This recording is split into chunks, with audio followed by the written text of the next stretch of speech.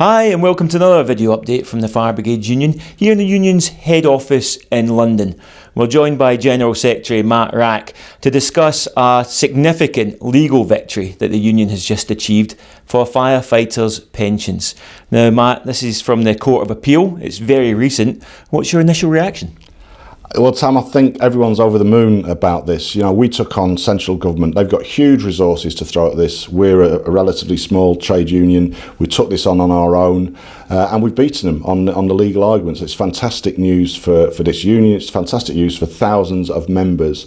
We put in over 6,000 Employment Tribunal cases of the people who were directly affected by this. So it's good news for all of them. One of our lawyers said that he hadn't stopped giggling since hearing the news. So it's fantastic to win like that. And I know there's been a tremendous surge from FBU members on social media noting this, so it's of really significant importance to our members. I've got the judgment here. I think we've all tried to go through it. It's very long and detailed. I mean, frankly, what does it mean? Well, let's put it in context first of all. The background to this, and we do need to keep reminding ourselves, in 2010 we had a Tory Liberal Democrat coalition. They decided to attack the pensions of public sector workers, 5-6 million of them, and firefighters were caught up in that. So we put arguments, and our case is that there needs to be a occupational pension scheme based on the occupation that we carry out. Unfortunately, they proceeded despite the evidence and they imposed that new scheme.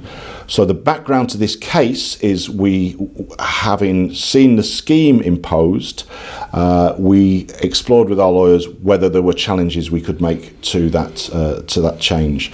And what we identified was a case about the transitional protection. So it's important to note this is not about the introduction of the new scheme. We will continue to oppose that. We'll continue to fight for improvements to that. This is about the members who were compulsorily transferred from their former scheme into this new scheme. And the case was about whether they were discriminated against on grounds of age, race and sex, because some younger members who might have been in the fire service longer than their colleague, for example, their colleague because of age may have had protection, the younger member may not have had protection. That's clearly age discrimination, and that's the case we took to the court, and the Court of Appeal has ruled that the government needed to demonstrate they had a legitimate aim in doing that, and they've dismissed that argument. So that's the biggest single legal argument that we've won yesterday. Okay, Matt, so just that, so we're absolutely clear, this wasn't a legal case against the new firefighters pension scheme, the 2015 scheme. It was a discrimination claim against one element of the previous FPS, the 1992 scheme. And what was the discrimination within that? Age discrimination? Age discrimination because younger members were the ones who were most adversely affected by being forced into the new scheme. Older members were protected. So it is age discrimination. You can discriminate on the grounds of age if you meet certain criteria, one of which is that you have a legitimate aim in doing so, and the Court of Appeal dismissed the government's evidence on that point. Okay, so we've been able to show legally that when members were forced onto the new scheme, it was discriminatory. But what does this actually mean for the members now? Practically speaking, where does that leave these members that have been affected? Well, when an employer or an agency is found guilty of that discrimination, what they can't do is lower everyone down to the lower level, so they have to raise the standard up, and that means that the pension rights which our members lost will now have to be restored. Now that creates a huge problem for the government of how they do it, and we will now need to sit down with the government to discuss how you can restore those rights. But in our view, that's exactly what they need to do. So it's a fantastic result for those thousands of members affected. Okay, but that's an important point, because the judgment doesn't actually say what to do next, does it? You saying that involves further, negotiation with the government? Well, they've referred part of this back to an Employment Tribunal. Clearly the question of how you restore pension rights is something the government would have to think about, and we will be contacting them very shortly to say, fine, we'll sit down and negotiate with you how you do that. But just to be clear, Matt, and I know you've sent a circular out in regard to this, for members who were forced onto the new scheme from the 1992 scheme in 2015, they now go back effectively into the 1992 scheme. That's what should happen. How they do that, how they restore those rights, we don't know. That's the legal problem the government now has. Our job is now to sit down and negotiate the best arrangements for that. Equally, it's important to know we don't know what the government will do next. Right. And that takes us on to, I think, one of the main points that's coming through social media and which members are asking, which is there a right of appeal? I mean, can the government drag this process on even further through an appeal? The government has the right to seek an appeal.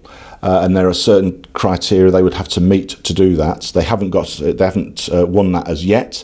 I expect they will try to explore that, but our understanding is the judgment is fairly robust, and therefore the grounds of appeal are not particularly strong. I don't know when that will be clarified. Clearly we'll monitor that and report that to members when we know. Okay, Matt, so we're waiting for all this to unfold in the new year. But first of all, a message to the members out there that have stuck by the union through this long, very hard campaign, taking strike action, standing in picket lines, being united for all that period of time, and of course, once a month, paying their subs so that we can afford to take these cases on. Well, I'd say I would congratulate all our members. I think they've been fantastic throughout this. Let's be clear, we won the arguments with the government. The government couldn't answer us on any of the points about the occupational pension scheme. Nevertheless, they imposed the new scheme. We then said, actually, we're not going to back down. We will carry on fighting. It took us a long time to find the right legal argument, but we did it.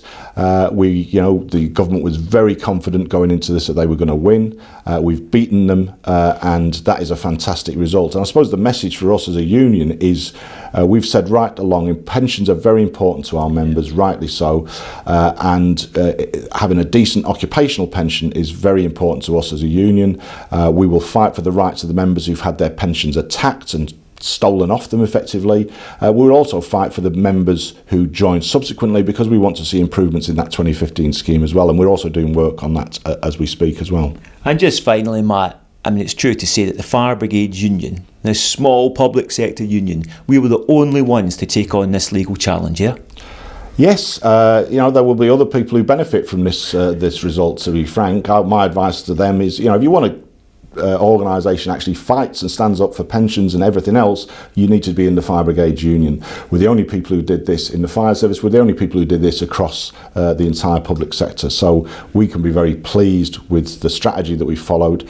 It's not over yet, but it's a step towards improving things for firefighters and for FBU members. Okay, and Matt, the firefighters watching this, taking a keen interest in it, they're going to need the information as soon as it comes out. Is there going to be more circulars? Is there more information that's going to follow in due course? Yeah, we issue information as quickly as we can. I'm sure members will appreciate what we issue. We have to be quite careful. We can't just rush to it. We have to make sure that it legally stands up. But we issue things by Twitter, Facebook, circular, and so on as quickly as we can. And of course, I'd encourage people to sign up to our bulletin roll call through the union's website. Thanks very much indeed, Matt. Well, as Matt said, for more information on this hugely significant issue, and indeed on all the other day-to-day work that the union undertakes on behalf of its members, you can go to our website, and that's www.fbu.org.uk. And if you scroll down the website, you can see the link to sign up to roll call and get the information straight into your inbox. For social media, you can follow us on Facebook or Twitter, and that's simply @FBU National. Till next time, thanks, and thanks so much indeed for joining us, Matt. Thanks, Sam.